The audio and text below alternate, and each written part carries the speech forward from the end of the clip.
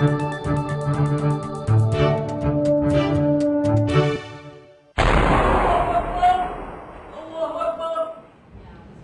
and other fighting continued across Syria Monday after UN monitors found evidence over the weekend of another mass killing in Kuber, a village 20 miles west of Hama.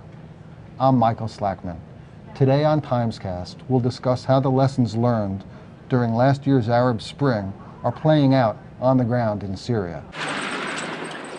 But we begin first in the southern Turkish city of Antakya, where our Beirut bureau chief, Neil McFarquhar, has been reporting for the last few days.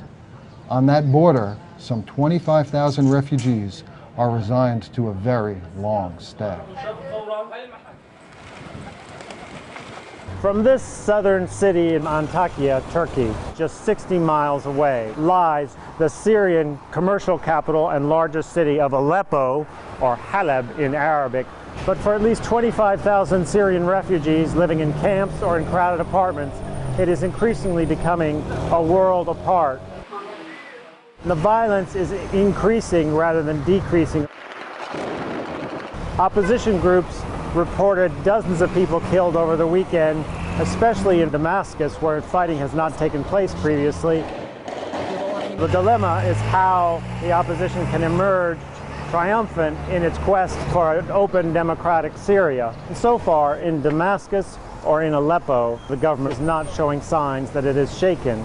Some people are undertaking long-term projects, like one Syrian-American doctor who started an organization to build a hospital to rehabilitate opposition fighters. I never thought it's going to be lasting that long. A year ago, we were individual working, randomly working. There's not really more of that coordination. Right now, we have more people coming forward. We are getting more organized. Maybe this is the only good thing about the revolution taking longer, because really we are thinking who's the best people working with us. Despite the frustration of the refugees here, they're doing what they can to influence the situation across the border. Some of them are trying to help set up local governments there. Some of them are shipping medical supplies. All kinds of things flow across the border. But with every week bringing reports of new massacres and higher levels of sectarian fighting, Syria seems to be slouching ever closer towards civil war.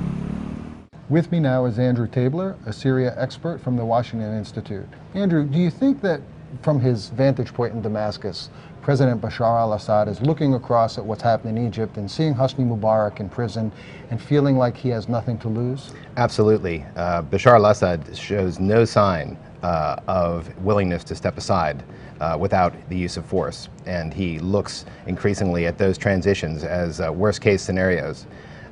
So what he's been doing is relying on Russia as well as Iran to increasingly arm his regime and allow him to try and shoot his way out of the crisis. The only problem is the Syrian opposition continues to go out in the streets. They're fighting back more than ever before, and there's no end in sight to the fighting. Well, let's come back to Russia in a minute, but let's stick with this idea that the opposition is fighting like never before. How are they doing that? Are they becoming more organized? Are they getting weapons and money from abroad?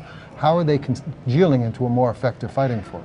They are increasingly organized, but more and more weapons are coming into the country, specifically from Turkey, and those weapons are being used against the regime's forces and armor, so anti-tank weapons, light weapons. You don't mean Turkish weapons, you mean across the border from Turkey? Correct, they're smuggled in from Turkey. They're not provided directly by the state. Mm-hmm. And the opposition in Syria, they call the Free Syrian Army, they have stepped up their attacks against the regime, and recently have moved their attacks not only into Aleppo, but into Damascus as well, which we saw in the last week. So basically, we're talking about an ongoing civil conflict where the government can't stop the opposition from fighting and the opposition can't topple the government. Right, and unfortunately a conflict that seems like it's going to suck in most of the regional powers, with Iran and Russia on one side of the regime, and Turkey, Qatar, and Saudi Arabia, and a little bit Egypt on the other with the opposition. Why has Washington and Western allies, in your view, been reluctant to get more involved in this? Because they're not sure about what kind of intervention would actually be able to solve the crisis, and actually try and disperse the hurricane that's gathered in the Eastern Mediterranean. So basically what we're seeing at the moment is policy stasis, but there are increased calls from within Washington, and particularly in Europe, for some sort of intervention, whether it's indirect by support for the opposition on the ground, or direct through airstrikes or for example, the creation of safe havens along the Turkish border. Is it possible also that policymakers in Washington and other Western capitals, again taking a lesson from the Arab Spring, are looking at looking at Egypt and other countries where the leaders were toppled and saying, we don't want to go there. Maybe the devil you know is better than the devil you don't know. Yes, but here's the thing. There's really nothing we can do to stop what's going on in Syria. I think that it's just something that has to play out. I think policymakers understand how really little we can do to actually change the direction of events. The question is whether we want Bashar al-Assad's regime to survive or not. And I don't think anyone sees Bashar holding on as a solution to this crisis, perhaps with the exception of Russia. So tell me, finally, is there any chance that Russia will back off and give up its support for it doesn't seem regime? It doesn't seem very likely, really it would be a loss for Russia if the regime went down.